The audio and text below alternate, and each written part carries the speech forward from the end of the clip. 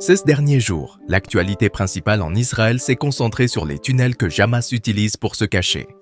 Selon les forces israéliennes, chaque tunnel découvert augmente leur surprise. Selon les autorités israéliennes, il est confirmé que des membres de Never stockaient dans ces passages souterrains de l'aide humanitaire destinée à Gaza et des biens volés à la population. Ces militants attaquent les troupes israéliennes et cherchent un abri temporaire ici. Cependant, les forces israéliennes ont identifié des points clés dans ces tunnels qui pourraient être considérés comme vitaux pour le réseau de ces passages. En fait, plusieurs dirigeants éminents de Never ont perdu la vie dans ces complexes souterrains. Aujourd'hui, les forces de défense israéliennes ont mené une attaque contre de hauts responsables du Hamas, menant une opération majeure plus tôt dans la journée. Les détails de l'opération sont les suivants. Les forces de défense israéliennes ont mené des frappes aériennes, ciblant de hauts responsables politiques et militaires du Hamas, en se concentrant sur les infrastructures souterraines du groupe à Gaza. Les soldats israéliens ont mené une offensive aérienne de haute intensité, illuminant le ciel de Gaza de l'impact de leurs attaques. Le contre-amiral Daniel Hagar, porte-parole des forces de défense israéliennes, a confirmé que de hauts responsables du Hamas avaient subi de graves conséquences en raison des frappes aériennes. Au cours des 15 dernières années, l'armée a mené de multiples attaques contre nombre d'entre eux. Hagar a souligné que l'une des attaques s'est concentrée sur un tunnel où se réfugiaient plusieurs hauts commandants militaires du Hamas, dont Ahmed Gandour et Ayman Siam.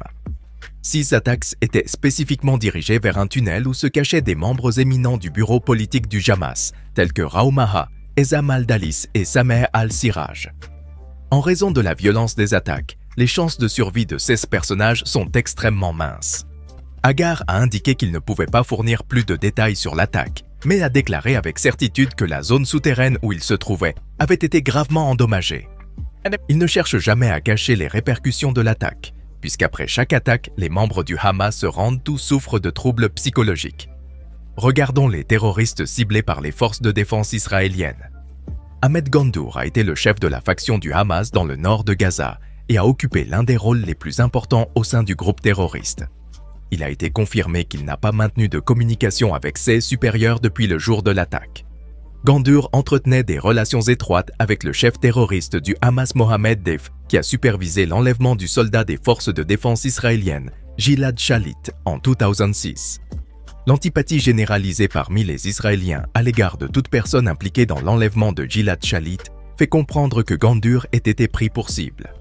Malgré les multiples tentatives d'assassinat perpétrées par les forces de défense israéliennes, on pense que Gandour a réussi à survivre, même au cours des années 2002 et 2012.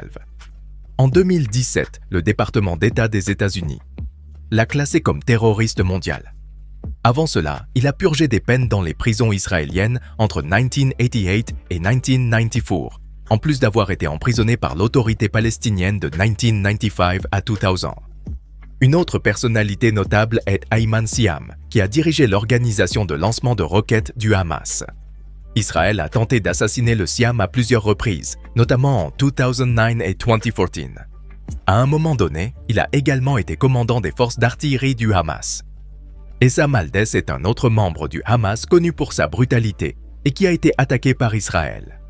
Dalis fait partie de la direction politique du Hamas et est de facto Premier ministre de Gaza depuis 2021, dirigeant l'administration gouvernementale de la bande de Gaza. Il est étroitement lié au chef du bureau politique du Hamas, Ismail Haniyeh, qui était auparavant son conseiller. Raoui Moussa est une autre cible du Hamas. Moussa a collaboré avec Dalis en tant que Premier ministre pratique dans la bande de Gaza et a supervisé les questions financières au sein du bureau politique du Hamas. Il aurait contribué à la mise en place de l'appareil de sécurité intérieure de Hamas. Les forces de défense israéliennes auraient bombardé la résidence familiale dans la ville de Gaza au début du conflit. Samer al-Siraj est une autre personnalité éminente qui a été spécifiquement ciblée par Israël dans ses attaques. Siraj est membre du bureau politique de Hamas depuis 2021 et est également en charge de la sécurité intérieure de la bande de Gaza. Il est mentionné qu'il a supervisé une unité de renseignement secrète qui opérait depuis la Turquie. Sash Moussana et Dalis, ainsi que Singar, étaient quelques dirigeants politiques Hamas restés dans la bande de Gaza. Pendant ce temps, les autres hauts dirigeants sont actuellement au Qatar.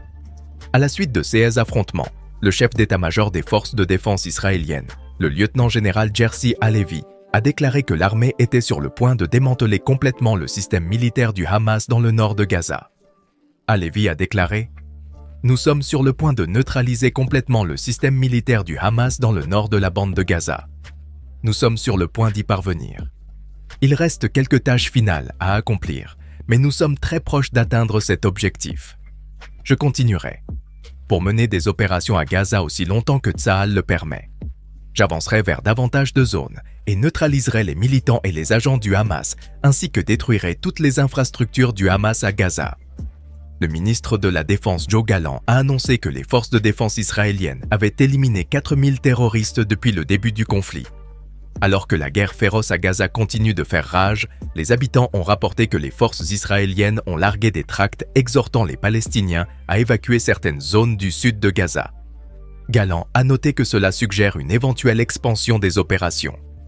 Les tracts largués à l'est de la ville méridionale de Khan Younis contenaient des avertissements aux civils d'évacuer la zone, en plus d'avertir du danger pour ceux qui se trouvaient à proximité des terroristes ou de leur position.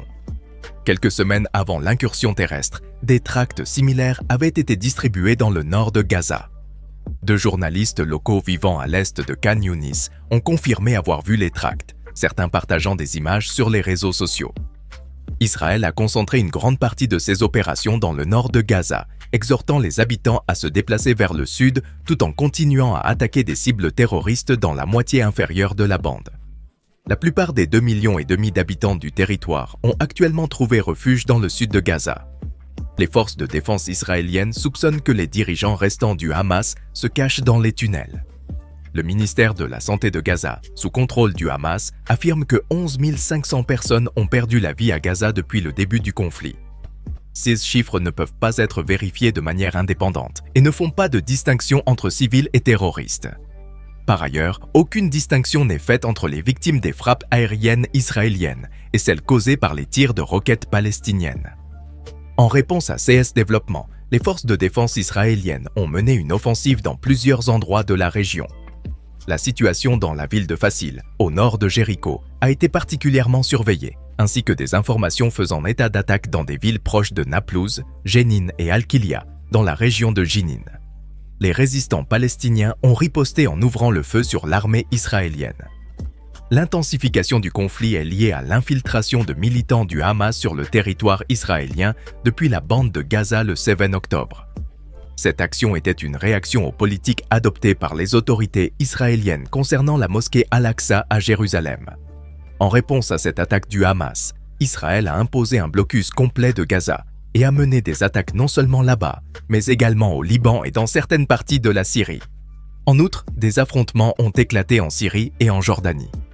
Mercredi en fin de journée, le président américain Joe Biden a réitéré son ferme soutien à la position de Jérusalem sur la durée du conflit contre Neverland. Biden a affirmé qu'Israël est libre de continuer jusqu'à ce qu'il atteigne son objectif d'éliminer la capacité du groupe terroriste qui contrôle Gaza et menace la sécurité des Israéliens. Merci de nous avoir regardés.